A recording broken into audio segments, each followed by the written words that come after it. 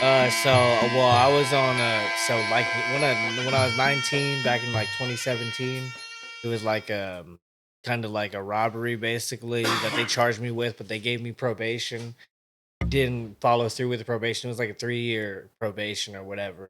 But me being like a knucklehead at the time, I wasn't reporting. And but yeah, so I had to go to prison and do my sentence for that. But I ended up going to fire camp and becoming a firefighter. So it was actually cool. Like they always told me if I ever needed a job as a firefighter, I could always be that. But I learned how to get certified with like cutting down big ass trees. Like, if you ever see those guys who fight the fire, like Eaton, Pasadena, how they send all the inmates and they always talk about, oh my god, like, well, they're only paying these prisoners $1 an hour, 250. That's true. It's like it's fucked up, but yeah. But you get treated a lot better.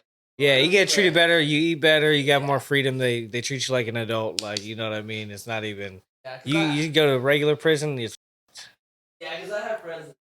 yeah. I mean, it's the best way. You got everything. Phones, weed. We were just like living normal. The only thing you can't do is you can actually. There's no gate to stop you. It's just like, why would you leave if you have?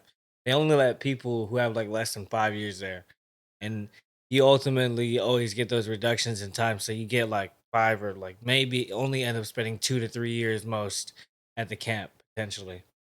And yeah, so they have they have a good fighting chance when they go there and they see how you're living. You don't want to go back to the regular prison, and that's like a level 0 because they call it or whatever in the levels of prison. So it's like, damn, that was I got out and so that was in 2020. So I was out for like after when I caught that I was like 2017, and then I ended up basically violating that in 2019, and then going in getting out 2020 in the midst of the pandemic. So it's like, yeah, that was a crazy situation. And yeah, no, I just figured it out from there, getting discharged off parole in like 2022. And then from there just working and yeah, being out of shape, like being in a relationship, getting out of shape is then breaking up, but then continuing on my path and like that. So I was like, damn, you know what? I seen so much progress since that. Like at that point, like we were close to breaking up, but then I had lost myself at so much. Not really like physically. Well, I would say more physically because it's just when you're in that kind of relationship when you're both unhealthy, it's just nah. It's never gonna work out. Like, do you Um, have like a intro, or is that kind of like how the podcast starts, like with the? no, I'm gonna bring you in. Okay, no, I just didn't know if it was like kind of that. I feel like I didn't know how Oh shit, different bro. podcast starts and shit. Oh, thank You you. could use. Welcome back to the show, guys. I know it's been a while. I got sick for the last 2 weeks, so I haven't been recording, but we're back. We're ready. We're back to training. Today we got a special guest. We actually have two guests, but only one's on camera. This man's training over at Khami Kickboxing. He just recently fought on, I believe, Saturday. Was it this Saturday or last Saturday? It was in February 22nd, couple of February. weeks ago. A couple like- weeks ago. God damn, see, being sick fucked everything up, bro. You know what I mean? He just recently fought. This man, like I said, he trains at Khami Kickboxing, Filipino homie from Long Beach. Welcome to the show. Oh, actually, also, what's your little organization called? Friendly Fade Factory. Friendly Fade Factory. It's not even little. Yep. It's actually getting pretty big now, dude. Friendly Fade Factory, Khami Kickboxing. Welcome to the show, Bryan Sagbigsal. Sagbigsal, perfect. You got it. Well, close You got enough, it. dude. Bryan, Hell bro. yeah. Welcome to the show, Bryan. Hey, thank you, bro. Bro, Yeah. Friendly Fade Factory, dog. Like at first, I'm gonna start with that though, just because I've been watching those posts like all the time, dog. How did you guys Yeah. get started with all that? I mean, what was the idea behind that? Man, the story behind the Friendly Fade Factory. It's a good story. It's like never been told before, so this is Very cool that we get exclusive the right inaugural here. time that we get to kind of explain the origins and the lore behind the Friendly Fade Factory. So we started last year, 2024. So it kind of started off with my guy K-Mac the Great. I don't know. A lot of people know him because at this point he's accumulated 250,000 followers on Instagram Damn. from going viral. and just doing different things. Started off doing fitness, and always had a unique personality. And he got into boxing. He started to do some shadow boxing, and people were wondering if he could actually fight because he was just this big dude who was just kind of like doing lifting weights and doing different exercises. And now he started to do boxing, and now basically people were challenging him to fight because his video went viral. Like he didn't intend. I mean, he intended for it to go viral on the fitness side, I'm sure, but yeah, like people just started like hated, and it became like a million plus view post. At this point, it has like probably like 3 to 6 million. I don't know exactly, that's but a lot, bro. it's crazy. Like, basically, he started to find people who wanted to go one on one with him sparring. This dude pulled up all the way from San Diego to fight him at MacArthur Park, and basically they went for I don't know how many rounds, but basically after that first time he posted that went viral again. He started to host it at his grandma's house, and yeah, he got kicked out of there for hosting the fights there because she didn't like She it. wasn't about that. But she basically pushed him to go even bigger now because we went to different backyards, we went outside and to different various locations where we ended up blowing up, going even more viral at MacArthur Park and like that, and the backyards where the settings looked even crazier, and people like that underground kind of like fight scene in the dirt and everything like that. So I would say it started all the way back in May. And K-Mac, this is how insane this is. K-Mac, he only had 3,000 followers in the beginning of the year. Really like 3,000 in January of last year. When I linked up with him, this was May, and he probably only had like a 5 or 10,000, and he exploded to 250,000. So hosting these fights throughout the summer, and it was blowing up. I came and I was, I was creative directing for a bunch of different other organizations, and I told him I wanted to be his cameraman, and we really locked in. And basically, I helped him start the Instagram, the YouTube. That's why me and him are like, the co-founders of the Friendly Faith Factory. So when it comes to that, that was just a organic relationship that blossomed from me loving the underground fight scene and wanting to get into martial arts. And I kind of brought kickboxing and Muay Thai to the hood, and getting maybe really people who want to just fight underground to try it. And it's like really like helping out because now I got people wanting to participate in it. So it's really about just kind of like having fun, growing the game, and bringing the community together, because we were pushing that same message, like guns down, gloves up. We got hands, not guns. So that's kind of how that started, and it's just been getting bigger and bigger. So I help him run all the socials, the YouTube. We finally got monetized on YouTube, on Instagram as well. So it's been a journey from literally building it from the mind. Like he said, all right, I want to start Friendly Fade Factory, and that was so like cool to me. I was like, bro, let me help you start everything. Like I'll definitely lock in. Like I had a nice rig and everything. So we started to, record all the fights. I recorded everything. I have a 4 terabyte SSD drive full of fights, and it's like, wow, like you won't even believe this. I have a folder of 30 different time, and it's just now that we're monetized, we can just keep pushing out this content and hopefully make a living off of it, because we're averaging good like numbers. All of them are getting over 1,000. So hopefully we could get that to the higher amount. We want to travel, do other stuff. And the story behind that is just insane, and it's still unfolding. So I'm fortunate to be along there for the ride, to be right there with him. Like me and him are locked in. That's like my right hand man when it comes to running the Fade Factory and everything like that. Dude, I love watching your guys' videos, dude. I've been watching it from, I don't know how, like, if it was the beginning, I gotta check back when I started following you, but I didn't even realize you guys were in Long Beach for your first few videos, just because it was just something that would pop up on my feed. And then once I seen you guys were in Long Beach, I was like, oh, dude, I wonder if I can connect with these guys one day, Yeah. But, dude, you guys have some cool videos, and then now you guys are starting to do those versus videos, like where you do like pre-fight interviews. That's pretty tight, dude. You know? Right. So yeah, I see you guys make a move, bro. I mean, do you guys plan on making it like an official promotion one day, or do you guys want to keep it underground? So it's we would love to do that. Probably it costs a lot of money to get the promotional license to run, sanctioned events and stuff. So the way that we have it structured is it's like a training club. We're all doing sparring.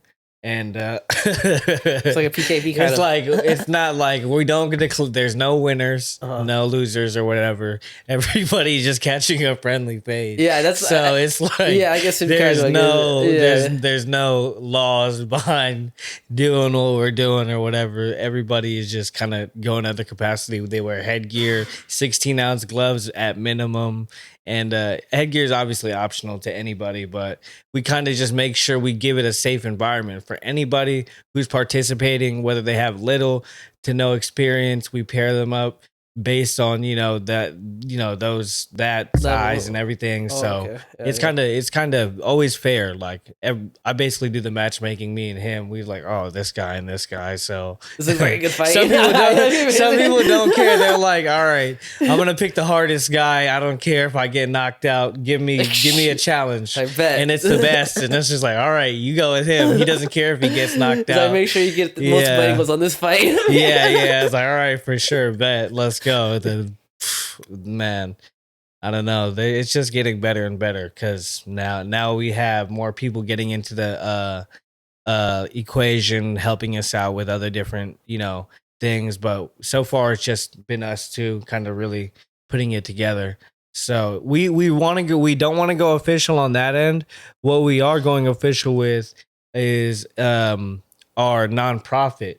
So we have a Got Hands nonprofit where it's in line with our like merch, which I don't know if you've seen the like different shirts that we've had, but it's something that we want to do for the community is start a community center and kind of build more and more, introduce boxing to other people. Really just martial arts. It doesn't have to be boxing, but mainly like a gym in different areas, like a boys and girls club. Basically, we're helping women and children and stuff like that that are in underprivileged areas and stuff get into martial arts, learn them, teach them Muay Thai or kickboxing or boxing and stuff at a gym and, have a bunch of different facilities and kind of, still host the events, get a ring. We want to start with one spot, kind of see if we could maybe get a grant or donors or something that are in line because they see we really were seeking sponsors and like that, but basically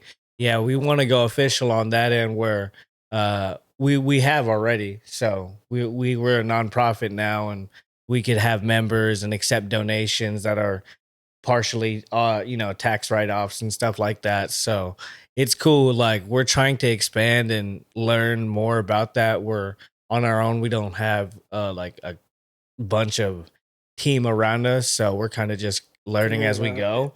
But we got a bright future ahead of us based on the following that we have behind, because since I started that Instagram, it was at like 0. Now it's at over 30,000, 31,000 and climbing in 6 months since September.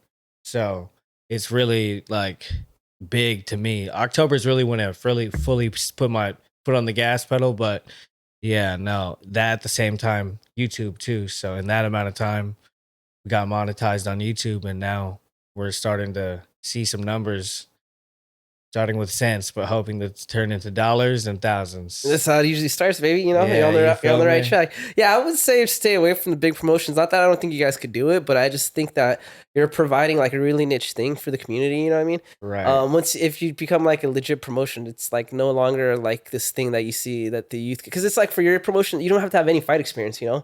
Like just any type of kid like could go sign up instead of like hanging out with his homies and doing some other shit, it's the unfortunate side of fighting is it costs a lot of money if you're gonna get serious about it, Right. The training, the diet, the time away from a regular job, you know what I mean? Your thing is I feel like it's like a good way to get your foot in the door, Yeah. So I would say keep it in the keep it in the black market, baby. The black market of fighting, dog. And that's why it's always just sparring. Like there's no winners or whatever or losers, but Yeah, we'll let the internet and the comment section decide that. Yeah. Yeah, who got the better of that exchange. But I think people just feel like they have their pride on the line anyway. So even if they're gonna like just go light, they want to win. Yeah. So it's just a little ego. If you don't care, then you don't care. It doesn't matter. But at the end of the day, most men have pride and they just want to go and figure it out. But the different demographic based on who we are, we got people who are just ready to throw hands at all times. And that's how it should be, you know what I mean? But especially if they're coming in for their one time. Some people are regulars. Like for me, I became regular because I'm now practicing martial art with the Muay Thai and kickboxing, Kung Mai.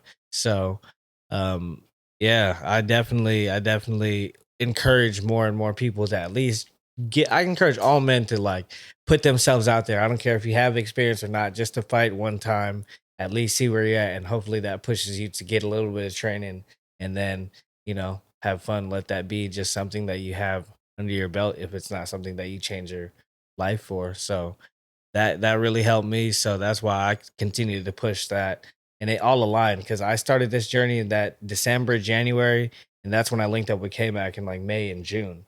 So June was just attending, July, August, and then after those first few months, I was like, "Hey, I'm gonna be your cameraman for real." But like I would say 2 months in, I was already recording, but I hadn't posted anything. I told them, "Let me just collect the footage," and it had been like 3 months that passed by, and I was like, I had to lock in, and then now it's finally taken off, like for real. But over a short period of time, so we're hoping to transfer all those 250,000 followers, 280,000 combined. Well, if you combine mine, it's like almost 300,000 to YouTube, so we could get that bag over there because that would be great. Yeah. You know what I mean? Yeah, just started I think getting some type of promotion like getting a brand deal. That's probably the best way to try to get money off of the Yeah, internet, you know what I mean? Cuz YouTube and social media is like they don't like to pay a lot, you know? But you can exactly. get, I don't know, like a fucking fight company that makes gloves or something. They'll be willing Right. to like pay you a couple of stacks, you know, just to advertise their stuff. Exactly. So my advice to you is find someone that is willing to sponsor your guys' program, you know what I mean? Maybe someone local, who Definitely. knows, you know? Yeah, exactly. And that's why we've gone official with the nonprofit. So we could show that out of all of it, this is one thing that I spoke to my partner about that I wanted to emphasize with the Friendly Fade Factory and what we do for the community as a community service. It's different from Street Beefs, it's different from Fight Club Mexico, it's different from Backyard Squabbles, and it's not different in a bad way. It's different in its own unique way because one because we've gone with the nonprofit route and trying to help the community and wanting people to become members and having places where people could come safely spar and learn boxing and stuff like that. It's not a fight club, it's really just becoming a source for the community to come A community club. outreach. Yeah, anybody could outreach. We respond to all the messages and stuff like that and vet all the people and stuff, so it's like a good safe experience. We've had celebrities pop up, man. I'm talking about like, and even just like the post, like just to name off and fire off a few random names, like SZA liked some of our content, Lamar Jackson, you know what I mean? Freaking, what's his name? Matt Barnes. Like, it's always funny to see them in our notifications when you're like verified. It's like, oh, wow. It's real, right? But yeah, no, they're definitely tapped in, like, for sure. LA is tapped in. Yeah. Yep. Yeah, I think what you're doing is important, bro. And hopefully, you know, you guys can do more events in other parts of LA and Orange County, wherever, you know, because I Yeah. think it's something new, and I think it's something that is, I mean, almost necessary because, like I said, a lot of these kids are not doing anything like that. You know, most of them are just hanging out, getting high. You know, none of them know how to fight anymore.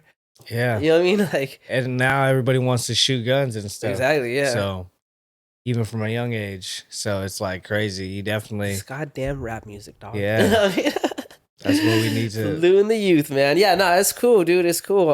And speaking of that, though, earlier you were telling me how you got locked up. Yeah. You want to speak on that? Yeah, so I mean, I'm not gonna go into too much detail because it's open and everything, but let's just Redacted. say they it's a beat. Some crazy stuff happened, and they hem me up.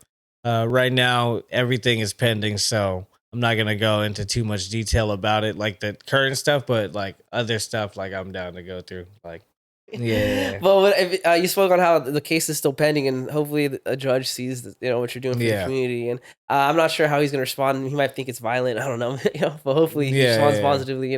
No, actually, it's funny that you say that because everybody in the community is actually a fan. When we're doing it outdoors, MacArthur Park, they're doing like holiday giveaways and stuff like that. The cops are watching, taking videos, like pulling up, like liking the fades and everything like that. So we've had a bunch of people pull up and actually, spectate. I think actually one random probation officer came through. He might have been Caught a fade security or or what? whatever. No, he didn't catch a So fade, hard, but bro. he was just spectating or whatever. And I think that he was like armed. He had it on his holster and everything. So I was like, damn, I think he was legit, like a sheriff or whatever. So I would definitely say they are aware and they're fans of what we do. And I think that that's something that's obviously super unique because there's a lot of other organizations that'll get shut down for doing stuff like that, but because it's such a positive thing we got going on, it's not like we're harming the community. We're actually bringing a bunch of people together, putting the guns down. So it's something good, and they're like actually behind our back when it comes to that moment. Like we wouldn't have so much traction and so many followers behind us if it wasn't for that type of support. So it doesn't have to be out there. They don't have to publicly state that, but we know based on our interactions in real life, we've never had a negative interaction with the police. And I think that's funny because it's just like a universal language. Everybody loves fighting, and it doesn't matter what type of job title or whatever different organization you work for. I think that everybody is just a fan of catching fades. So that's why we got the Friendly Fade Factory. Yes, sir. Real quick, not the side note. Have you ever seen a Chinese top? You know what a Chinese top is? Chinese top? Yeah, for joints. No. I was kind of doing it when you were talking, and then I was like, I wonder if he's ever seen this. But essentially, you twist the tip, right? You flatten out the bottom, and then you burn around the edges, right, all the way across. And literally, all you do is just boop. Oh, I didn't do it right. Yeah, that's what I was trying to do. Mine was coming off super slow. But yeah. So hell yeah. Yeah, Chinese top. I don't know why they call it Chinese top. It's a bit racial right now, huh? We're at a war with China, I guess. Or trade war. Hell yeah. But anyway, sorry to divert. But yeah, that's cool that cops are behind it, man. I was actually one of the questions I was gonna ask was have you gotten any complaints from like the city or anything? But it sounds like you haven't, right? Yeah, no. I mean, it's super, super discreet, and it's just almost like training session, the same thing that people will just see at the park, people exercising and stuff like that becomes super normalized. And that's what I love that boxing is bringing out to the community. And we have people pulling out their phones recording. So I think it's like they love it so much. We've had people come out of the crowd to participate when we've been out. So like, hey, let me get in there. They want to get in the glove. So it's just like no complaints. It's hardly ever complaints. Even when we do it anywhere, indoor or outdoor, especially not when we're indoor because we know the people or the backyard or nothing like that. So it's never like disorderly or chaotic. We have structure. The people running it, me, my boy K Mac, and we know how to keep everything straight and make it a safe space for anybody who wants to come. It doesn't matter male, female, experience, no experience fighting ever. So yeah, a lot of fight clubs will set you up or whatever, different things like that. But That's it's tight. good. Next time, one of my people was selling Girl Scout cookies, bro. I'm gonna bring them to your event. Yeah, no, we need more vendors and stuff like that because we have the locations and everything. We could host big events and everything. So we just need to get more people in line because it's huge. I think if people really, a lot of the people that we dealt with in the industry so far are kind of a bit boomerish so far in my experience. So we haven't had that click with them. They don't understand like the market value of having that type of following, and it's just only growing at this point. So we're just trying to meet the right people. I think that's what it comes down to: meet the right investors or find the right people who are gonna actually pour into it more without trying to take so much from us or whatever like that. Because we want to get into streaming at this point. Because now we can kind of be like on our K Mac has a majority of the followers, and he started the Friendly Fade Factor. I just that helped him co-found it. But basically, he's super viral, and me being his right hand man and shit like that. I want to help him get to that Kai Cenat level. Oh You shit, know what I Kai mean? Cenat, So dude. Well, some big that's what I shit right wanted to there. manifest. Like, I definitely think that he could be as famous as him. He's doing something revolutionary for the community, and it's just like crazy. I definitely know we could get into our bag and get to a significant point where he already feels like at this point he's made so much impact. He's already made it, not necessarily made it, but like he's accomplished so much, and it's now just time to keep elevating and stuff like that. So I want to show him that he could be as legendary as he knows he could be. Because in his head, he could be that. I know it just takes more and more people to keep pushing that. Because a lot of people always want to be the main character or be the spotlight when a lot of people come around. Even I don't know how it relates to the fight industry, but basically when it comes to even like more in like the music industry with rappers and their circle and stuff like that. Let's just say that analogy, like there might be other people rapping, they want to try to push their own music or whatever, but in this essence, we have somebody who's like the golden goose and he just need to keep uplifting him and helping him do his thing because it's just like big. Like I really believe in my boy K Mac and what we're doing because if he didn't start that, I would have never met him. Well, I would have met him because I wanted to get him on back. So the original story, like kind of the backtrack, is I DM'd K Mac in 2024 February. He only had 3,000 followers. Only like one video went viral from him. And it was him doing a bunch of hooks in his bedroom. And basically, it went super viral. People thought they could beat him up. And I was like, hey, people think they could beat you up or whatever. I didn't say that, but I was just thinking in my head, like, hey, did you want to fight at the next event at Backyard Squabbles 2? This is our next event that's sanctioned MMA. You could do boxing or whatever. It's fine. We'll call it a stand and bang or whatever if you wanted to, or full rules if you wanted to do MMA. And I just asked him if he wanted to fight, and he was like, "Oh, I would need like 5 or 10,000." I was like, Oh, "What the that's not even fuck?" Because professional like, bro, fighters I'm are getting telling you, that, that's what I'm bro. saying. I was like, "That's way too much." I was like, I just told him, I was like, Dog. "Yeah, we can't do that. It's the only way you can make money is if you sell a bunch of tickets." But It's a lot of best of tickets luck though, to you. I bro. appreciate you or whatever, and we'll be in touch soon. So after February, like I said, the next time we got in touch with him was May of last year. So some months goes by and he goes viral again for doing a bunch of other workout videos. And he came to the Backyard Squabbles office where I was working at. And it was me, the founder of Backyard Squabbles, and the other two co-founders, Josh and Goot.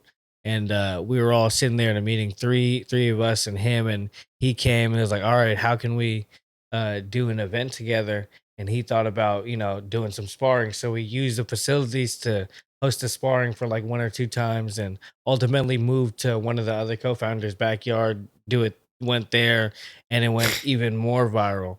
So yeah, no, that was kind of just of a connection that we made and everything like that.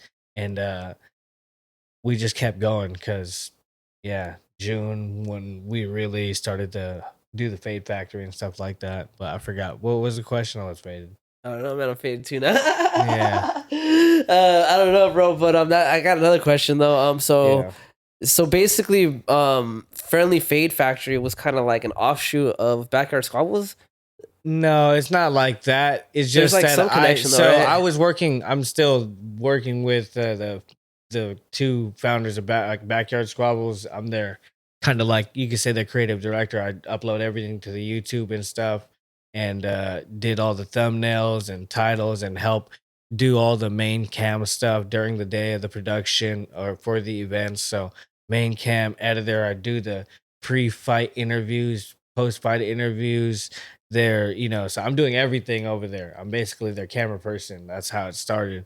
When we first linked up with them, it was like a group of me and a couple other videographers, photographers, and we had a team. And then they all bailed out, and it just came me. And I was like, bro, let me just take over and help you, and we'll go up.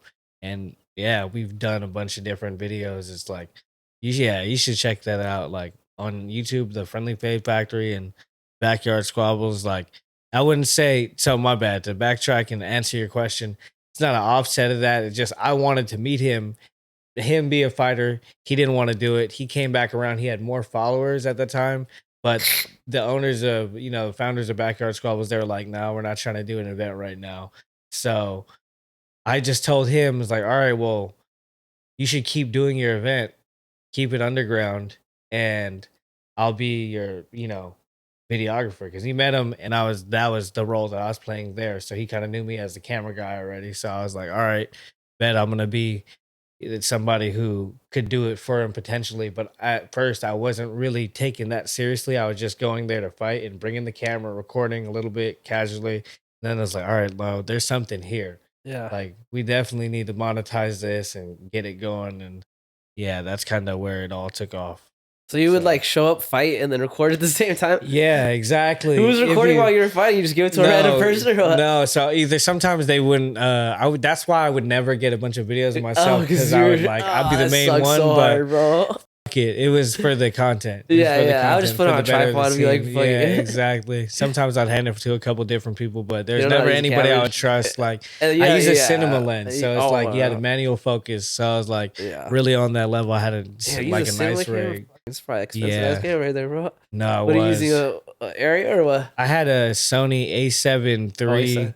Yeah, with like a 24 millimeter wide angle, cinema lens, and it was cool, bro. I'm telling you, it made everything look crazy. Yeah, my sister just got an A7, bro. I'm jealous, bro. Yeah, those are good investments. I got it back in like 2021, and when it was still like 2000 with that and the kit lens, the body and the kit lens. But you could find them now for $1,000, used, maybe even kind of new if you get lucky. But it's a good quality. But everybody's shooting now for like the FX3 and stuff like that. So yeah, they're coming out with the version 2 soon. Yeah. That's gonna be a sick ass camera. Yeah, if you want to get into like documentary filmmaking, those are the ones you got to do. Like, so, but other than that, content creation, get by with a lot of different stuff. Bro. Yeah, bro, I started this podcast with cell phones, bro. Yeah, way back in the day, dude. Yeah. But yeah, so you're working with Backyard Squabbles. You're fighting and working with Friendly Fade Factory on the side. I mean, did they ever get kind of? I mean, because that's kind of like almost like a conflict of interest in a way, right? Did they ever get kind of like butthurt? No. They all support the movement. Like, I think, honestly, being the person in the middle of all of that, because I like both organizations, but they just didn't see. I think it wasn't a conflict of interest. I think when we first came together, I wasn't officially an organization or had ties with KMAC at the time, and I didn't have a size, and really I was like kind of, even though I was on Backyard Squabble size, I was like still an independent at that time. So I was just like, my loyalty lied with them, obviously, but I saw something so great. I had to tell them, I was like, bro, like, I have to hook you up and be your cameraman. If you want to do those backyard fights, we could do all of that. Like, come on, like, if you can't tell, like, his personality is like insane to at this point where he's like getting millions of views just talking to the camera or throwing his hooks, like it's definitely something special that I saw early on before he had all the followers and stuff like that. And kind of like Nostradamus, Fadestradamus. Yeah, I seen the Fadestradamus, and we're just taking off. I'm barely getting the merch sorted and everything like that, but yeah, no. Well, I forgot what the original question was. Conflict of interest, but he's an entertaining guy though, for sure, bro. For sure, some people got that, Yeah, they support it too. They want to come participate and everything like that. The Backyard Squabbles people, Goo and Josh and everything, and so it's not like it's never bad blood or whatever. So I think that even though they may never throw Friendly Fade Factory and Backyard Squabbles, they've already done like an event together, so it wasn't like that. But no, it's never been bad. I have it tatted on my phone. That's hard, bro. Yeah, Backyard Squabbles. So that's so hard, bro. They know But Backyard Squabbles tough, and Friendly Faith Factory is just something that's different. That's what I was saying. Backyard Squabbles is now a sanctioned MMA promotion. They're so big. They now, had bro. to go and applaud to them, because the founders, at the time, they probably were 21 or 22 at the time when they got their camo promoter license. Damn, that's crazy. So they both put the money up and got like a surety bond or whatever, and started the promotion and everything like that. And they took off since then and throw two official events since they got it, but a lot of different, sparring events and stuff like that. So it's cool that they're in that lane, because that's how it started in the backyard. They had a ring and they were doing unsanctioned fights, declaring winners to the knockout MMA gloves, like some real like street beef shit. So that's how they're so viral. Like, even my boy right here behind the camera, he got knocked out cold in the backyard. When this probably made them super viral. He probably told me that it's one of their most viral clips of all time. Head kick, boom, Damn. and just hits the floor. And he broke his nose. Like, it was crazy. What round was that? First round. First round. He got knocked out in the first round. Damn. But you know what? He took on somebody who is way bigger than him in size, and he had a little bit more experience than him. How big is Reggie Rocket? 6'2", and how much did he weigh? 240. Yeah, he was big, not that big at the time, probably like 200 or something. But he took a fade in the backyard. Yeah, he's 200, but yeah, no, that's what I'm saying. So it was always pretty cool. How much? What are you weighing now, Justin? Justin looks high, bro. Bro, he's not like chill. Well, you fought at WCK, right? So what was the weight at 112 or 212? He fought at 175. Oh, 175. Yeah. 175. Damn. He didn't have to cut weight at all. And this was crazy. He was on point for weight. And then he was started off at the camp at that, and then took it light during the camp. And then he ended up getting off point and having to lose weight. So that's how much of a funny guy he is. And then he ended up making it easy and then beating his guy, dusting him off. Yeah. Dude, that last fight was sick, though. I remember your fight, bro. That was hard, bro. I didn't remember you at first, but now it's all coming back to me, dude. Do you remember that? How I was like, bro, you ate that head kick and you kept coming forward, and you're like, I didn't get head kicked. Yeah. And I posted the video, and it's funny because he just brought up how he got head kicked at Backyard Squabbles. Yeah. That one was bad. Like, Oh, from the left side? Damn. Yeah. If you haven't seen that knockout, you need to look that up on your own time. Backyard Squabbles, Baby Peso versus Reggie Rocket. Baby Peso, that's your nickname? That was his nickname, Baby Peso. It was. We're done with that? And yeah, Reggie Rocket. We're done with Baby Peso. And it's funny because that guy, that's probably like his third or fourth win at Backyard Squabbles, and he retired after fighting him. So I always kind of bring that up. It's kind of like, it's over. It's over. He basically you gotta call him out now. Now I think he would beat him now. Be like, meet me at 180. You got to put a clip of that knockout on there if you make it. Maybe you guys can get that friendly fade, bro. Set that up, bro. Ooh, I know, that would be the same. Dude, bring him back. That's matchmaking right there, dog. No, I know.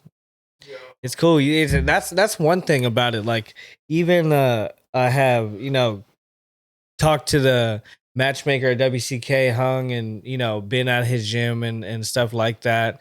And we have a relationship there, and it's like you end up meeting so many fighters and stuff, and having that connection. It's cool that he's putting on like the best fights, and now that we're meeting such a big pool of people in LA that have come through the Fade Factory, meeting like the best fighters, and that's why we want to kind of like get those people and throw a bigger event and do stuff like that and keep promoting the sport and stuff like that. It's crazy.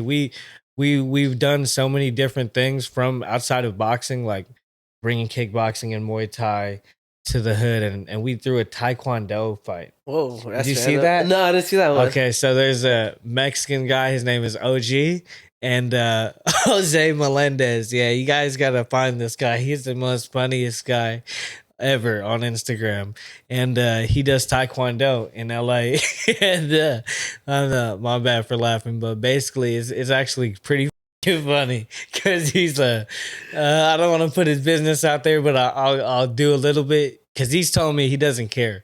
Like, so my boy Jose, he definitely is a former addict in a sense. He used to do crystal meth and he was smoked out and stuff like that. And then he ended up changing his life because he was getting pulled over and he had like an 8 ball of meth, he told me, and he swallowed it and he almost had a heart attack, but he got away and he like vowed to himself he'll never do it If I again live, because God, yeah, please, he's like he got so high that he's like, bro, like I'll never do it again. But he changed his life. He has like a 12-year-old daughter that he in doing taekwondo with her. But it's hilarious because we always tell him he cross trains with us. He's like, those snappy kicks don't work. Like, you know, obviously some people who are really good at the spinning kicks and stuff like that. yeah, That with translates. but the roundhouse, when, and the yeah, switch, all yeah, that I shit. agree, I He's agree, like, yeah.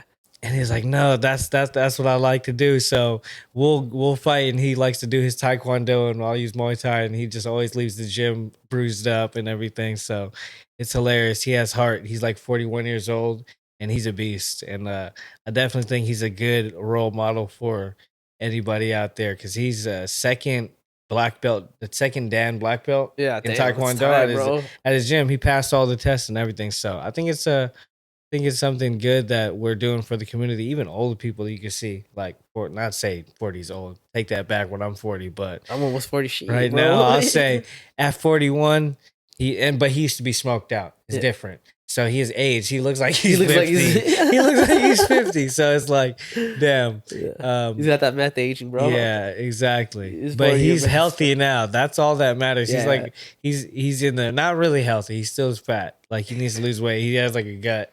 Cause he always asks me, this is the funny part. He's I don't like, know. I can eat now. I think this is what a lot of people experience after you lose a lot of weight or even are training or fighting or in the gym. People ask you, hey, and just imagine he's just like, his English isn't very well.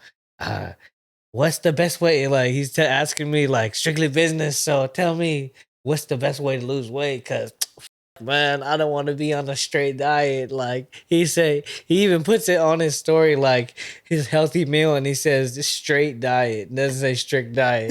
Straight It was like, I don't want to be on a straight diet. I was like, tell him like, bro, what are you eating? And he told me he's just eating all the bad shit. It's funny as because he'll post a story with like 2 Little Caesars like boxes, and then he'll call me like, bro, I don't know why I'm not losing any weight. Damn. I'm like, you always meet those people that are like, never know why they can't lose weight, but they're like eating so much. I'm like, bro, just one of them. Yeah. He's a character. I love him. Just a 40-year-old taekwondo. Yeah, I did taekwondo for a while, bro. It's fun.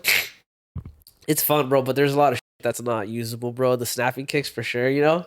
But like side kicks and spinning, bro, side kicks are money, bro. Yeah. Especially for that Muay Thai stance where you're like your general, like most of the time you see a leg go up, you just naturally want to check, bro. Yeah. So that f***s you up for like if a side kick comes, you're on one leg, you know? Right. Side kicks and spinning back kicks. Those are the 2 things. Yeah. I agree. And even like head kicks. I mean, you can snap a head kick, I guess. Kind of. Yeah. Body's not going to do much. Snapping up to the legs not going to do much.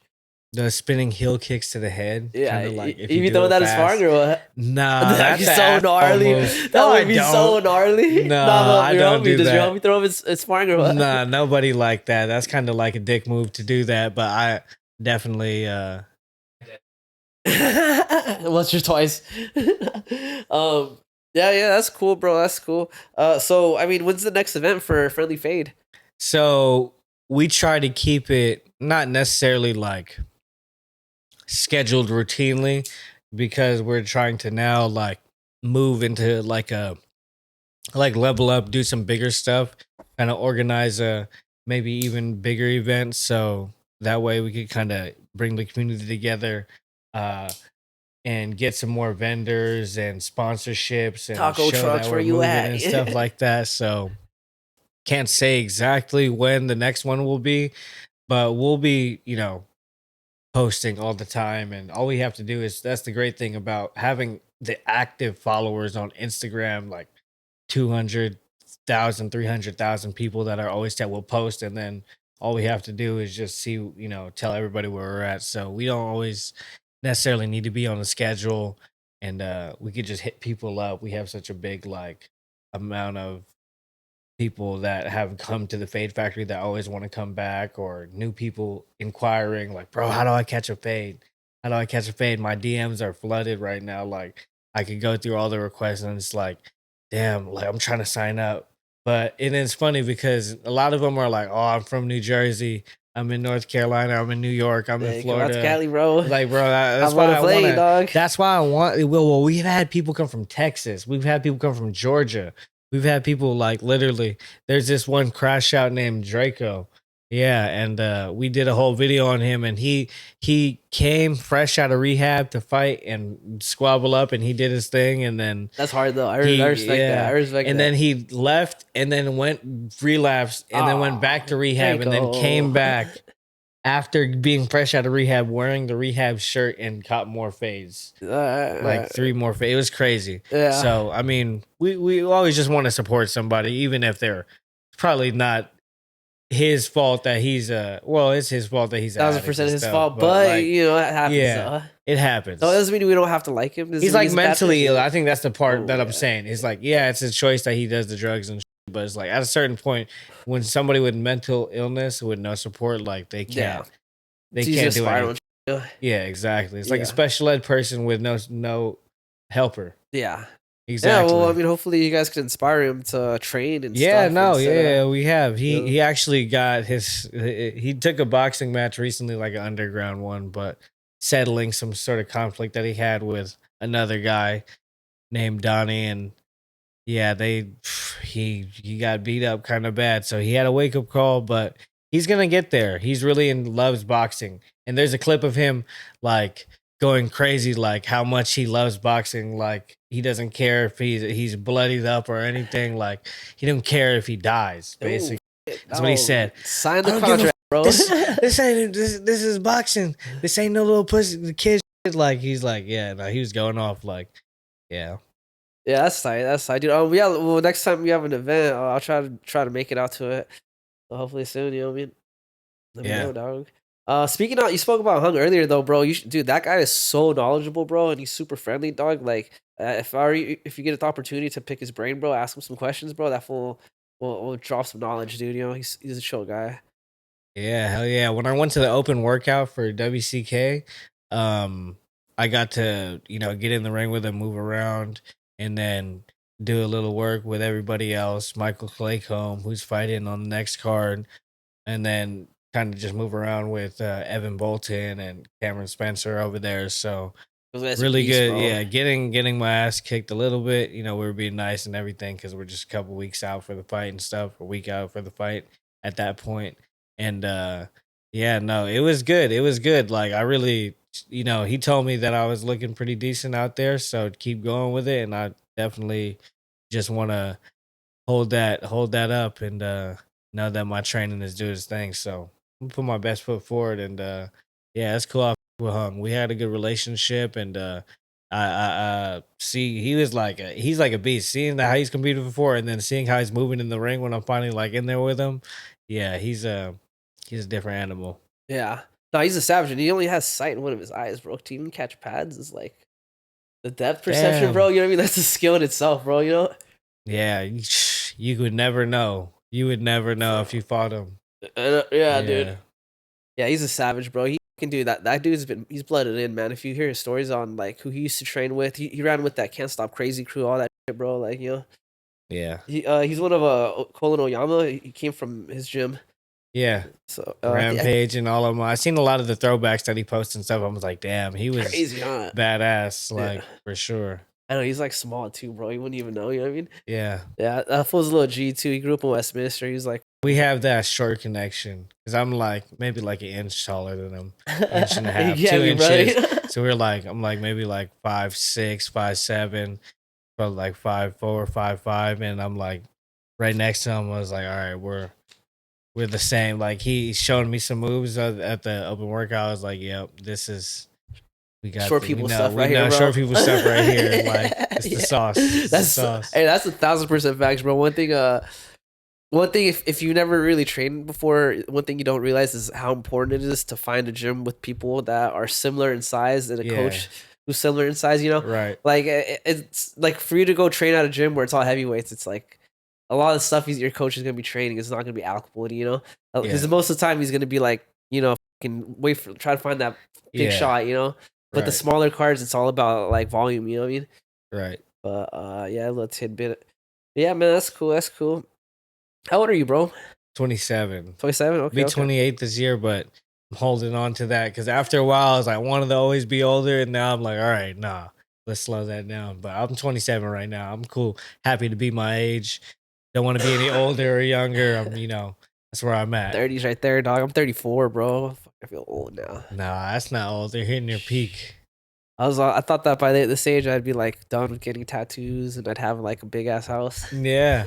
Well, there's some neither is true, you know? Yep. Yeah. I think it's always like the goals that you're setting, you have to just keep going forward with it, never stop pursuing like what you have in mind relentlessly. If that's your goal to be wherever you're at, and you just got to keep putting your best foot forward no matter what, because it's inevitable. If you work hard enough and you have a good enough drive and direction and a plan, obviously you can't just like have the vision with no action. Otherwise that's just it's just a dream. You know what I mean? Vision without action is just a dream. It's just a dream, baby. Yeah. How does your coach feel about like Friendly Fade Factory? Has he gone to any events or anything? So a couple of the guys that are like the OGs and stuff that have been going there a long time have gone. Like the two coaches that we have that are officially like our coaches are Master Ron, and I don't know, how old is Ron?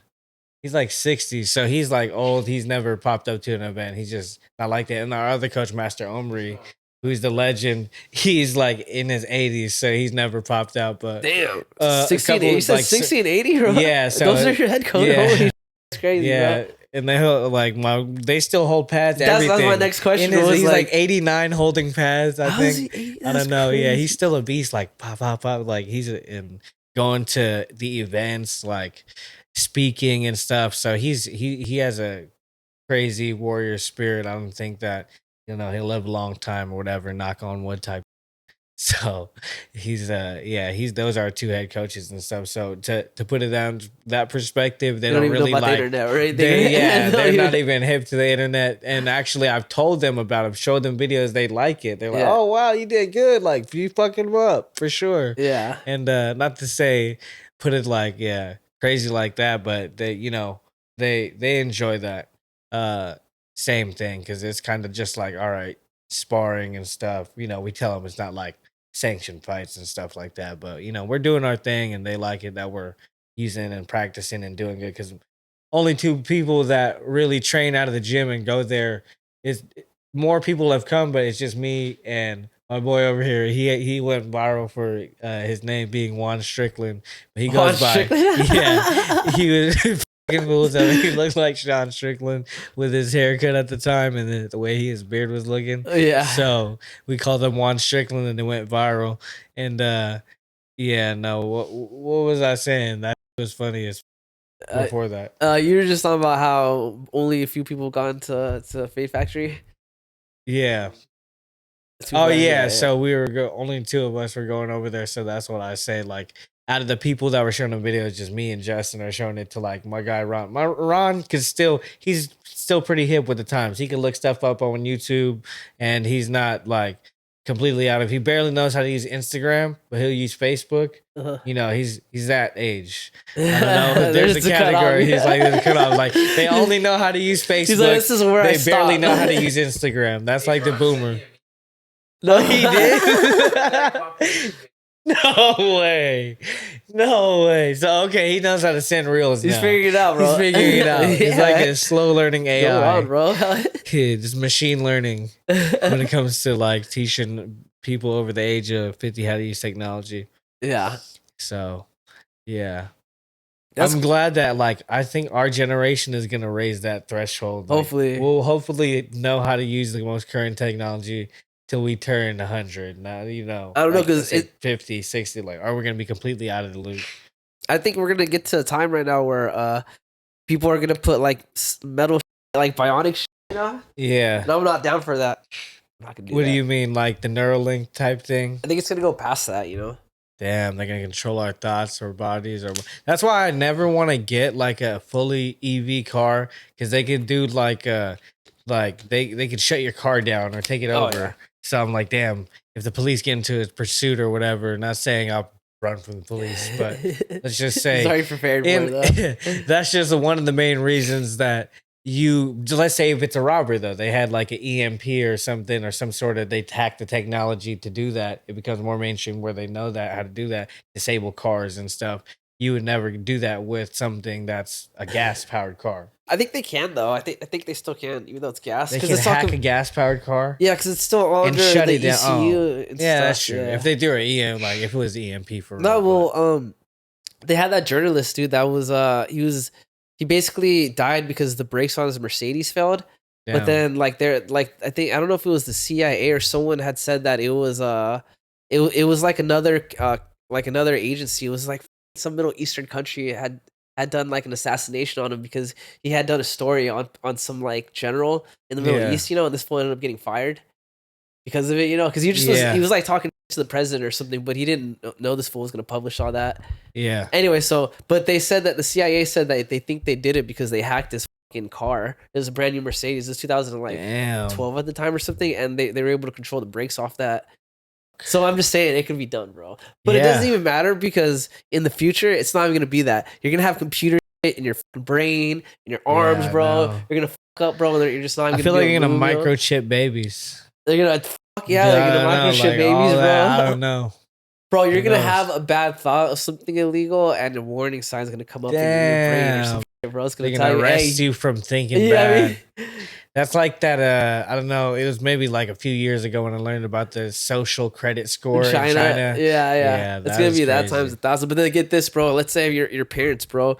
They're probably gonna have control of it too. They're probably gonna be able to put like blockers, some parental blockers, Right. So let's say this is like an episode of Black Mirror here. So I've been thinking about this, bro, because I just saw a documentary on this fool that he's like putting cyborg in his brain. I didn't finish. I fell asleep, so I don't know how that ended up. But anyways, like I said, dude.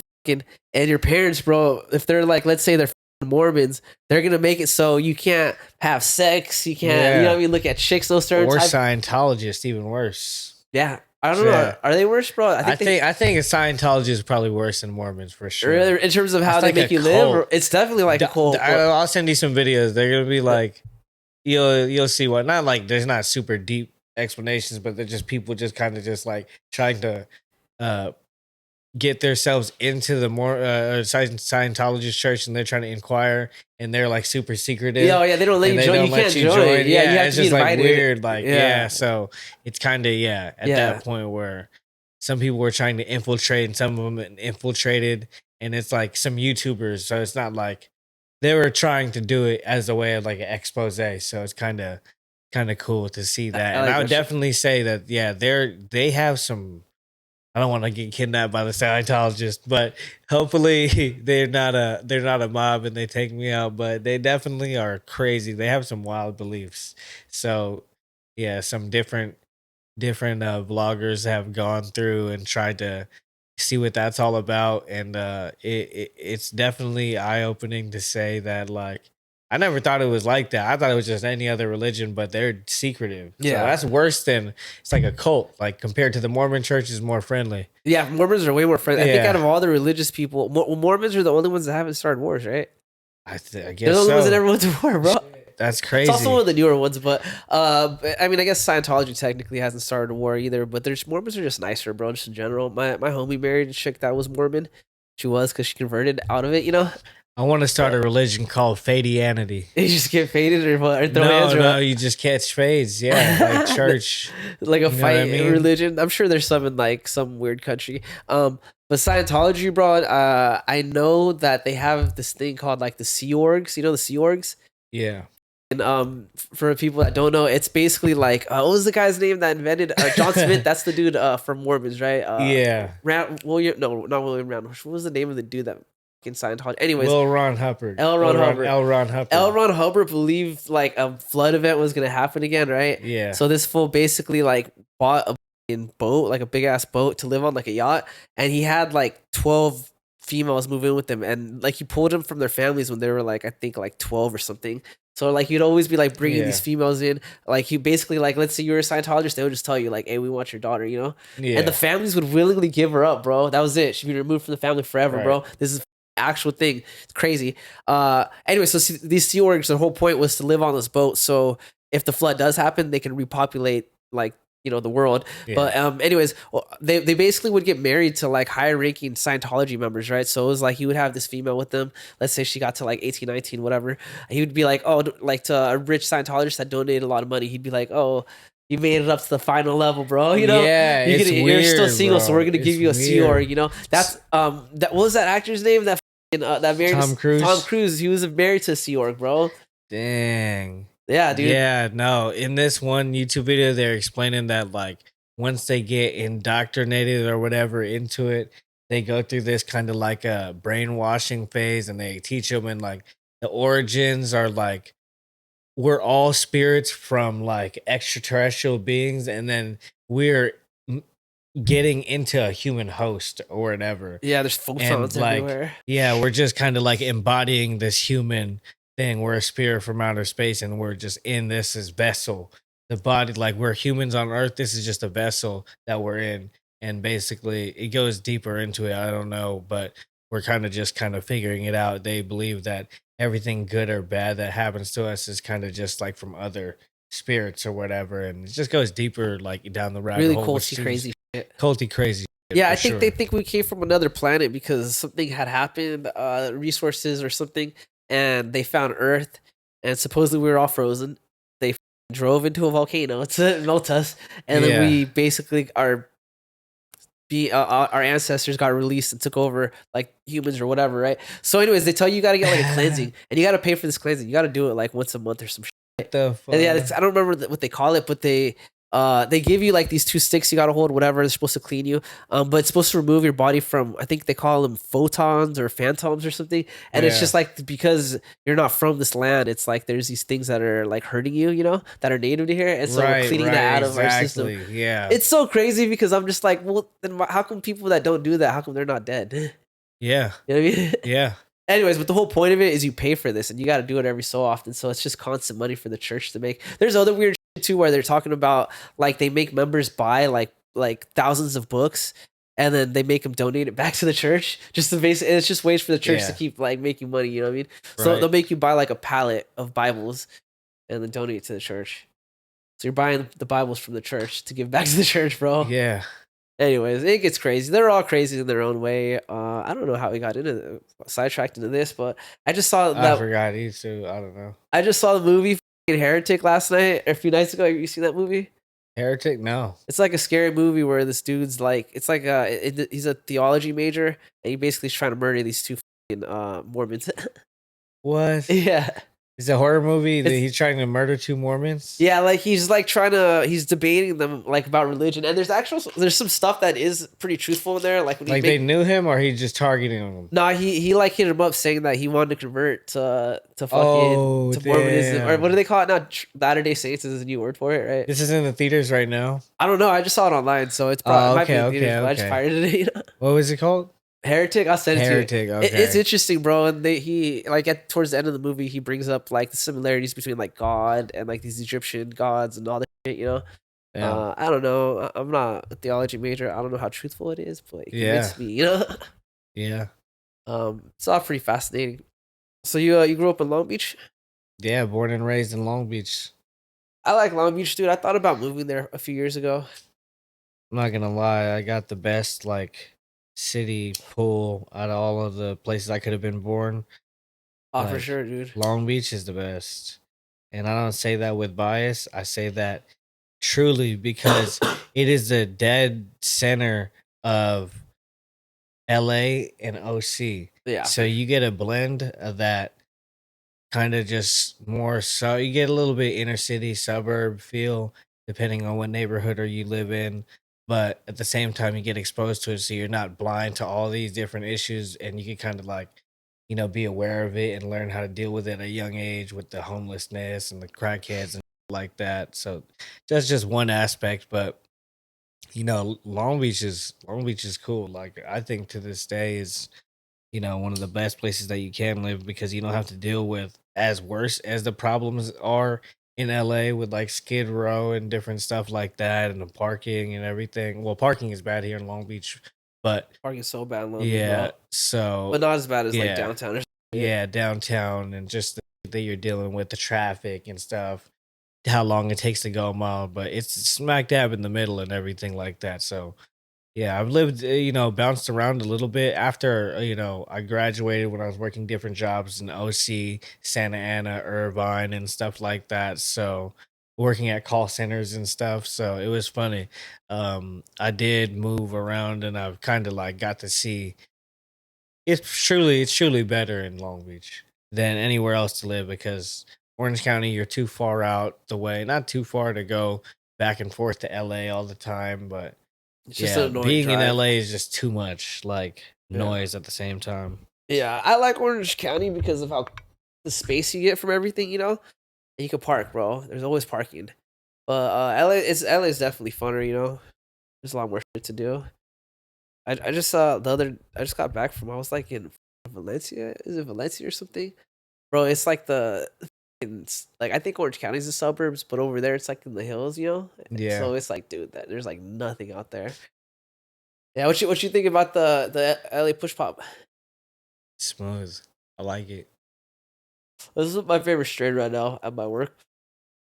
We're like strain hunting right now though. We're testing some new. We just got some that we're gonna finally throw into a room. Hey, shout out to you for rolling all the joints right Oh before yeah, this podcast. yes He was sir, bro. like twisted them all up himself. I was like, damn, man, he did it like relatively fast time. So I was like impressed with his abilities and stuff. And this is some cake. I would say definitely fire. I Yeah, yeah. like it. I like it. Thank you, bro. You already know, dude. Got hospitality, dog. You come over here. You hit my pod, bro. I got you rolled up.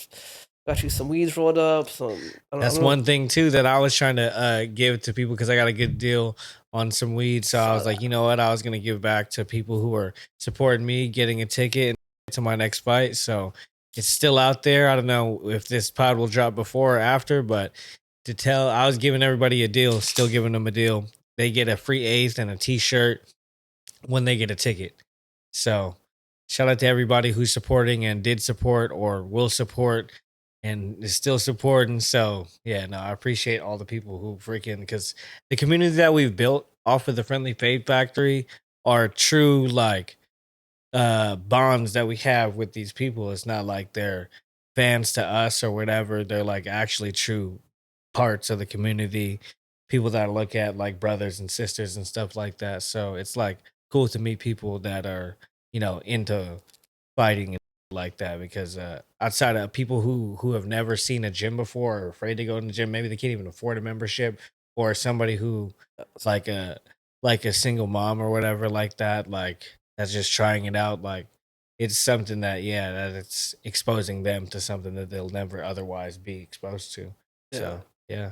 yeah, for sure, dude. You should throw an event in moms moms only or something. You should do like Mother's Day. Yeah, Mother's Day. That'd Fade. be You hard as gotta. fuck, dude. Oh, you gave me a good idea. All Shout right, out, dude. for sure. Mother's Day event. You know what I mean? But Feel dude, like we so would have done it anyways, but definitely like made me think about it right now. yeah, I mean that'd be time we throw it on Mother's Day too, bro. Yeah. All the moms that What day is Mother's Day? And we got to do a Father's Day fades. don't. Father's Day fades would go crazy. Yeah, Yeah, that's. you'd be like, we're we gonna gotta run bring it your back kid to though, back. dude. We gotta verify you have a kid, so you Yeah, gotta bring him. exactly. Yeah, no, for sure. We've had people bring their kids all the time. It happens like all the time. Like it's that type of Environment. environment where they Hey, can watch them. Are you because all that stuff. are you guys like you guys aren't drinking and stuff, right? Are you or what? It just depends. Like You when, gotta on do the low key or 21 and what? plus events where there's no kids and stuff like that, where we're serving alcohol or not necessarily like serving alcohol. There's like people there probably like Just bring selling their own shit, alcohol, bring yeah. your own shit or whatever. And people are selling merch and weed and stuff like that. So yeah, it's a mix. But for the times when we're outside at a park, anybody could come.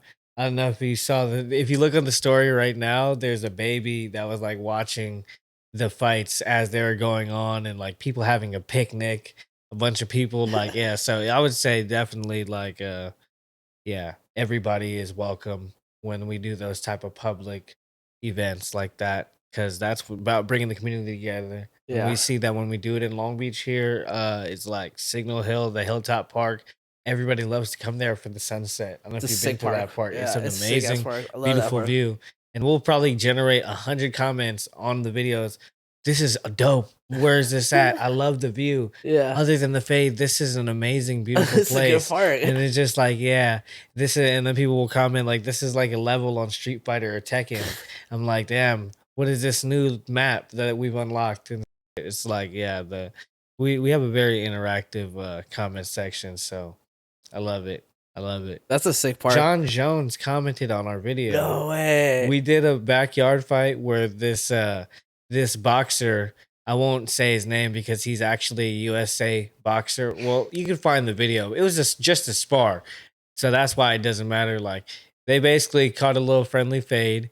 Him versus this guy who just started doing MMA. He was like a college hooper, and he was confident in himself because he just started training, and he wanted to. I told him like, there's nobody to do MMA, but somebody could do kickboxing, and it was supposed to be him. He didn't show up because he got called into work. So we had to get this kid who was actually a really good. He was like 13-3 amateur boxer, like trying to turn pro like that year. And he was just like, hey, bro, give me the shin guards. I'll box him. I'll fight him. He's like, bro, "All you right, can bro, kick me. I hell don't care, you know? Yeah, he was like 165, and the other guy, he was like 190. Okay, that's So pretty the other big. guys, he's a big Okay, way also, different, but because he had experience, works, he yeah, didn't care. yeah. He's like, all right, let's run it. So he hit him with a bunch of super hard body shots, and at one point he got hit so hard, and he was like, can we start over? He looks like came out like, can we start over? I didn't know we were recording, like lying basically, like, and it was Wait, the hilarious. boxer?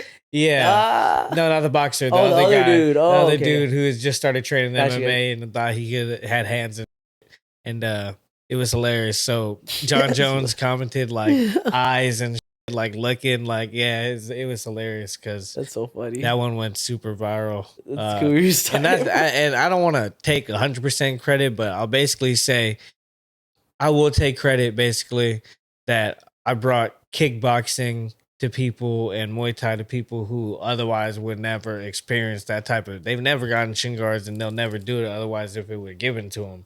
So I like that we're giving an opportunity to expand and even show that to new people, because there's a lot of athletic boxers out there that would probably do great in Muay Thai, kickboxing, that has a strong foundation in boxing or whatever, other different talents and stuff like that. And so it's cool. Like, get more people. I'll always love new sparring partners at the same time. Yeah. So that's the good and the bad thing. But when they're really good, that's the even better.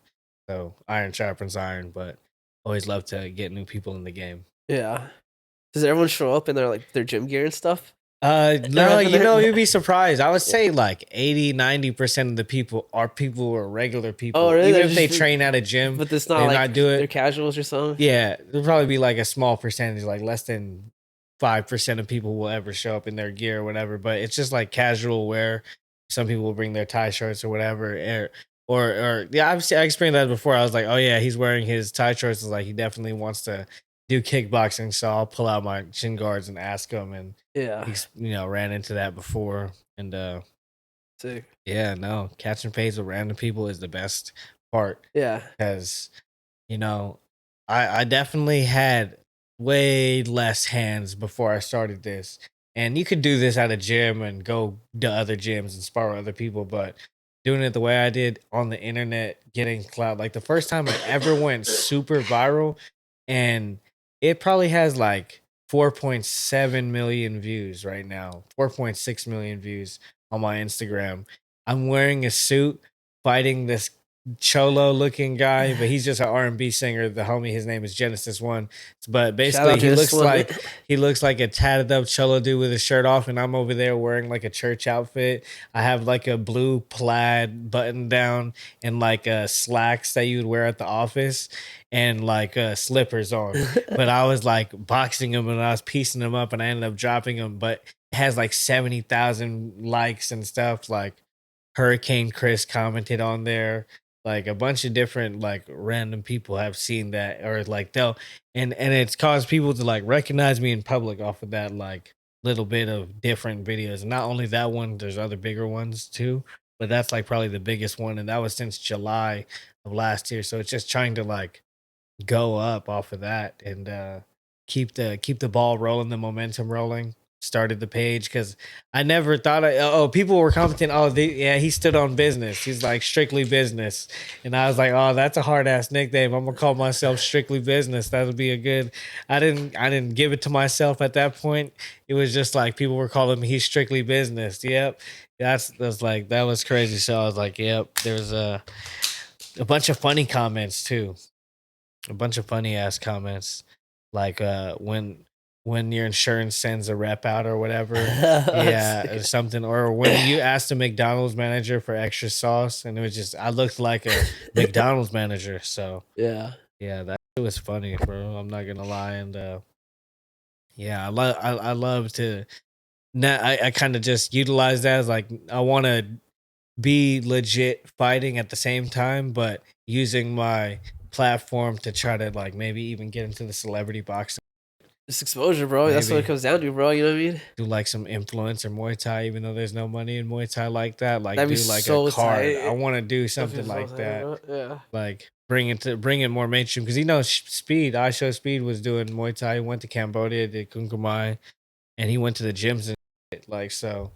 Um, it's cool. I definitely think there's an audience for in a space for celebrities to grow Muay Thai like that, and see just the sport get bigger. So no, definitely that's the goal. Yeah. Yeah, you could do it at Fade Factory, bro. You could set up like local celebrities first, start with locals and then move You'll up, be bro. surprised who wants to fight. It's Rappers. really a lot. Yeah, rap. I was gonna say that. Yeah, I know you know That's some funny. You took rappers the and words shit. out of my mouth. I was like, bro, some rappers and stuff. Ralphie the Plug wants to come Yeah. fight. Like it's funny. It's hilarious. Just a bunch of different people. We've had what's his name? A lot of local people that are really tapped in. Stoned right now. I'll get back to it. Bro, Go hit up ahead. start tagging Slightly Stupid, bro. Yeah, Dude, yeah, Slightly Dude, Stupid. he said The something with band. that, bro. That'd be tight, Yeah. dog. Just be like, bro, it's just sparring, dude. Who cares? You know, it'd be tight. Yeah. Have you heard of Fight Circus? Fight Circus? It's like it's a promotion that does like they do a bunch of funny shit, dude. They had this one event where it was the promoter. He fought two midgets. Oh, I don't know if you see that. It was some I white think dude. I've seen that. And then he's got like Blob Tang. That's like one of his Yeah, fighters. okay, yeah, I know what you're talking about. Dude, Yep, love that. They're gonna be coming to California soon. that's cool. Yeah, I was talking to the guy that runs their page. Gotta check it out. This dude. Yeah, hell yeah, that's hard. Yeah, I know Blob Tang. Blob Tang, baby. Yeah, he's a beast. Yes, I've sir. always wanted to do that. I wanted to make like an underground, like a smoking match like that, where people are just squabbling up, doing Muay Thai, and then just smoking in the midst of it. Or there's also, I don't know if you've seen, it was another viral reel from some months ago. This guy was explaining there's like weed boxing in Thailand but you either share a joint or you guys both hit the bong. Yeah. So he was explaining it that way. And I remember like saving it at the time or sending it to someone. I was like, bro, I want to do weed boxing or weed That should be tight. Muay Bro. Thai, like that ritual. Joe Shirley, he used to have a thing. What he used to call it? Bro, high rollers was the jiu-jitsu and it was smokers with the Z. Yeah. How can we sanction that in Muay Thai right now? Like, I would love to Vegas, just fucking bro. just like sit there and be right across from my opponent, like smoking weed, and then just go straight to fighting him. Yeah, I mean, dude, I do that all the time. Vegas, bro. You Anyways. could do it in Vegas. Yeah. Yeah, Joe Shirley had an Alright. event. It was called Smokers with the Z, and it was like where you Oh, just get high shit. and the winner would get a pound. Damn. Oh, was that the one where he did a bunch of tournament? Was He that did him? two of them. Yeah, that one. Like a big tournament, like a 1 minute fight. I don't with- remember. It was like with 2 Greg minutes. I Wolf? think it was 2 minutes. They're kind of like they're basically like PKVs. Yeah. Because I don't think they would sanction like knockouts for like getting high and shit. Dude, there's this other, I don't know if I don't think it was Joe Schilling, but there's this other UFC fighter that just did it recently. Like 100-man tournament, 1 minute boxing fight with MMA gloves. I don't know how he got away with it, but basically he's in a different state. He wasn't in California, but Yeah, no, he was just basically got a bunch of people to sign up. They won $1,000 or whatever for a 1 minute boxing fight, and like it was just a big like field that trickled down or whatever. Yeah, wait, But so yeah, they're no, that's doing what it I'm high though, saying. or what? No, oh Oh, well, no, I it's don't just regular. know. Oh, it's just a regular tournament. Okay, okay. Yeah, Master Sean, what's his name? Master Sean, I think the IFS dude. He has an event. It's called where it's like one round. The first round I think is boxing. The second round is Muay Thai, and I think the third round is Jiu-Jitsu. And yeah, it was called Triple Threat. I think is what they yeah. They called do it. it at IFS. Yeah, right now. Yeah, yeah. I like the concept, dude. But then I realized watching them that the main problem with that event, and I've spoken on this on the podcast after I saw it. I think they need to have more time because you start off in boxing range and boxing rule set, right? And you got to feel them out and you Yeah, get your range from your hands. And then right when you start getting comfortable, round ends, kickboxing range now. So now I got to yeah, adjust to like legs being thrown at me, styles changing now, you know? yeah, And then you finally get comfortable, jujitsu round, you know what I mean? I yeah. kept seeing that. I was like, I like the idea, bro. They can make it work, but I was like, I think they need to give them more time though, dude. I think honestly it should be like 3 minute round boxing, you know, maybe 5 minute round Yeah, Muay Thai, maybe 5 minute rounds each, honestly, bro. For sure for the gist, you're gonna yeah, need like 20, 30 minutes, you know? yeah. But That would be hard to do when there's like a lot of people like they have on the card and yeah, shit. yeah, that's the other thing too. Yeah, yeah, Yeah. yeah. You know, it's funny. My boy right here who's I passed saw out. that, bro. I'm gonna get some footage of that he shit later. was he was he was supposed to fight. So last year on my birthday, I was born on October 25th. That's my birthday, and he was fighting at IFS and at Anaheim in the just a little PKB that he had, like a combative sparring, and he was supposed to fight this older guy in a in a multi same thing. He was doing boxing, kickboxing, and MMA or whatever. Or no, it was boxing, kickboxing, combative jujitsu. That's what it was, the blend or whatever that they had of fights that they had for him. And he backed out. That guy backed out last minute, and they got somebody else to fill in. And it was this huge guy. He took the fight at 185, thinking he was gonna get this old guy. And at the last minute, they had to switch it to this guy. He was like 6'4", 185, super long knees, and he was just like holding my boy right here. Just and it was fucked up because that was fucked up. Like I love to go to the fight either way, and that's my guy. But he lost on my birthday, and it was crazy. So I Yeah. wanted him to win, but I made me remember my birthday for sure last year, and when he competed on October 25th, and yeah, it's hilarious. He'll tell you. And the guy he fought is actually a super nice guy. It's Yeah. always funny when you meet somebody and you fight him, and afterwards you just the one they turn out to be super chill or Yeah. whatever. People always think Most about people like are, getting bro. mad at their opponent or whatever. Uh, We got a lot in common. Most of the people would fight against. Yeah. Yeah, Yeah, most people are cool. It sucks when you meet people that aren't cool and then you're like, bro. yeah. Like they're like weird or whatever. Yeah, you're Yeah, fucking weird, bro. Like, dude, martial arts didn't show you out. You're just an asshole, like because you're supposed to yeah. be an asshole. You know what I mean? Right. Because most people, like, there's a lot of people start off as assholes. That's just how life is, bro. But like, things in life help you out. Like, martial arts is one of them for sure. You know what I mean? And I think that's one thing that like comes up a lot for me, like the reasons and why I do it and everything like that. Like I feel like I'm late to the game. Uh, so starting at 26 is when I just turned 27 when I first took my first ever PKB, and then getting my first ever sanctioned fight and everything like that. But having just such a big like resume online with the factory and stuff, I feel like it's definitely kind of push. Whoa, I forgot what I was gonna say. What was I gonna say? My bad. World peace, pushing world peace. Nah, No, yeah, fuck, I forgot what I was gonna say. you're talking about how you're late to the game. Yeah, oh yeah, something like that. But I definitely had a chip on my shoulder. I'm not burnt out. I never had any major injuries and anything like that. So for me, more it's I want to try to push it as far as I could go, and maybe potentially go pro with Muay Thai, and maybe I really want to travel. Like that's my goal, is like to be able to travel off this, go to Cambodia and fight, Thailand and fight, which is very obtainable. It's not out of the picture at all, even for people who aren't super big. But like to do it as a pro and get paid to go out there and paid to fight, paid to win, like that. That would be ultimately the best thing that could ever happen because that would be, yeah, enjoying what you do and people up. Uh, there's nothing better than that. Yeah. Nothing better than that. Yeah, man. And, you know, nowadays too, you just take a camera with you, and that's like another side, like another revenue of income. You know, Yeah. just doing little like videos while you're out there training. And That's what's hilarious. That's what okay, and I'll kind of give that story too at the same time. So, boom, the picture that I showed you before we started the podcast, I was super overweight. At that time, I was doing videography and I wasn't active at all. I wasn't really going to the gym. I was just fat, working and stuff like that, kind of just shooting, not necessarily taking care of prioritizing my health or whatever.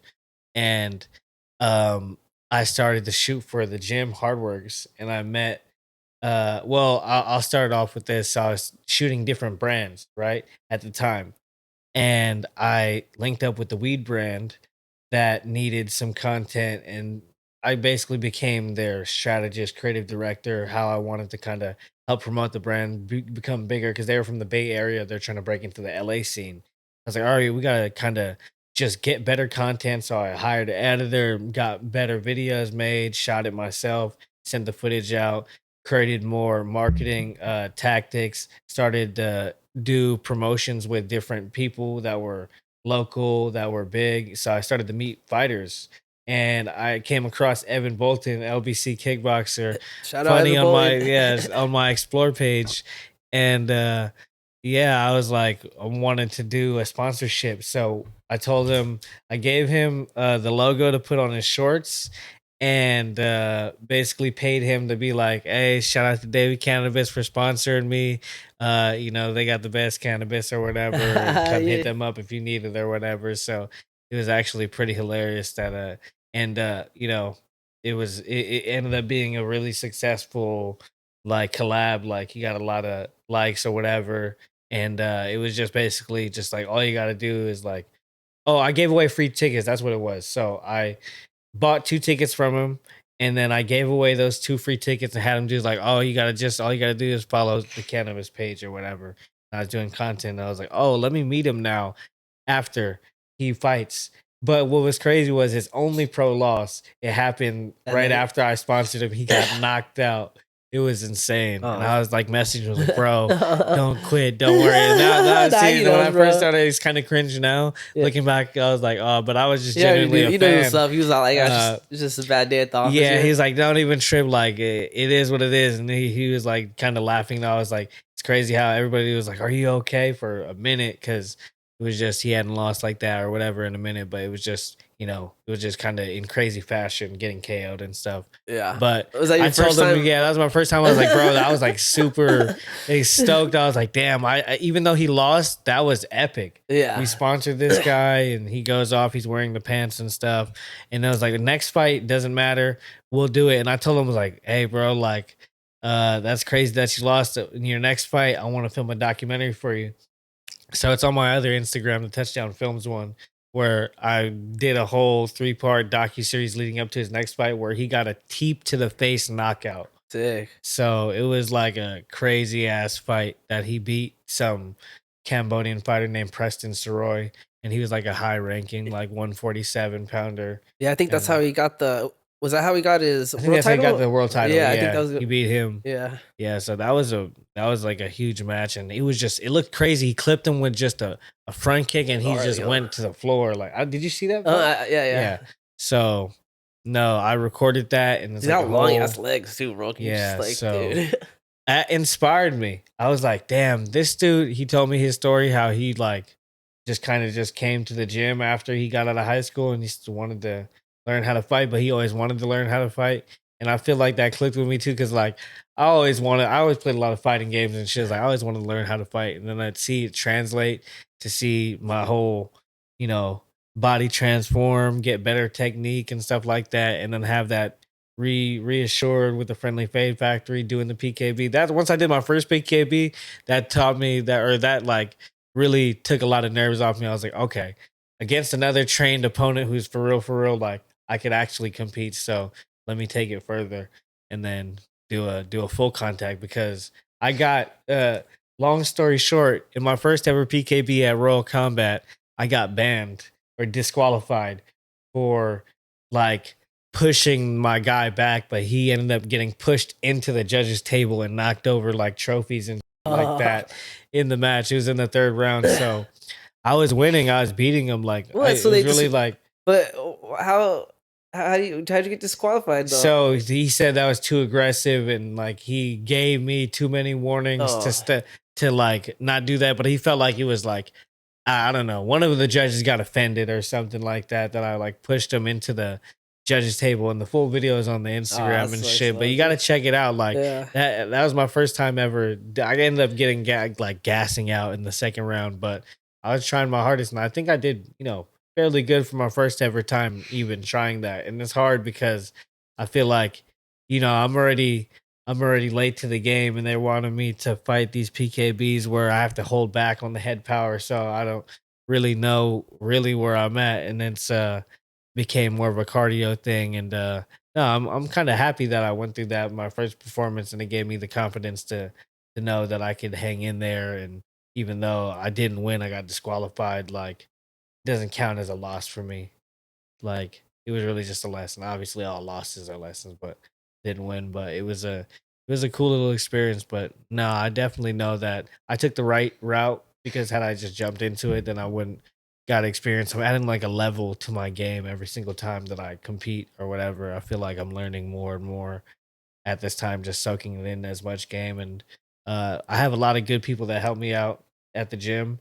Obviously, my two coaches, Omri, Ron, Padilla, Justin Padilla. He's me and him and other. I don't know the other guy you interviewed as well, Aaron. He's actively competing, so we'll train together sometimes. But other different kind of OG students who aren't competing anymore, passing on game that they learn from the master himself, or I'll work with other people that are really getting me right, like my boy Kevin. He's kind of behind the scenes, but it's it's cool. It's like been focused on that, and I wanted to stay loyal to the roots where I started at. I actually came to Long Beach Khami Kickboxing when I was about 11 or 12 years old, and I had just started playing football when I was like 8 or 9. So I was like 3 years playing football, but my dad wanted me to try different sports, put me in like basketball, and then he put me in kickboxing, and I really fell in love with boxing, kickboxing, and stuff like that.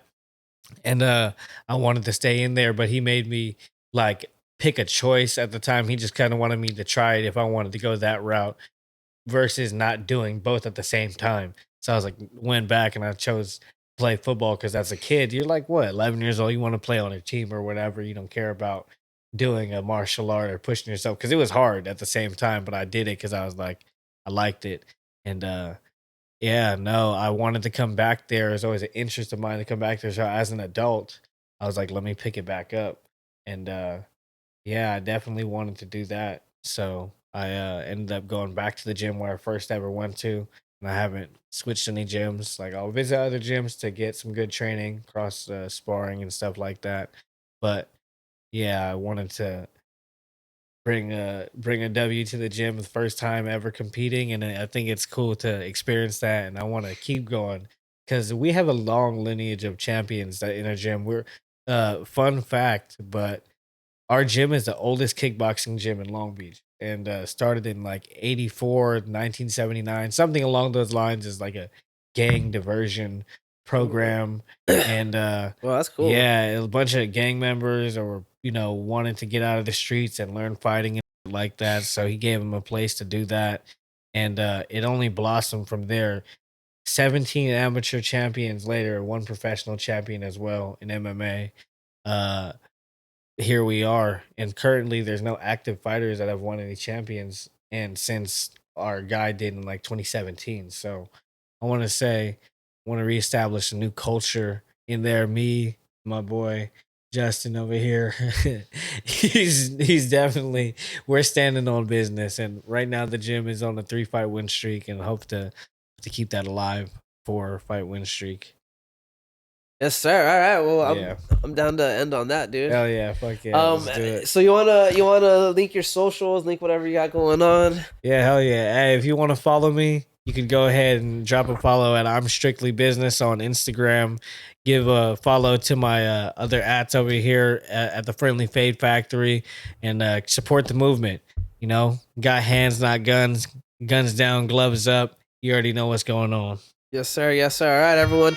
Thanks for watching. Goodbye. Yes, sir.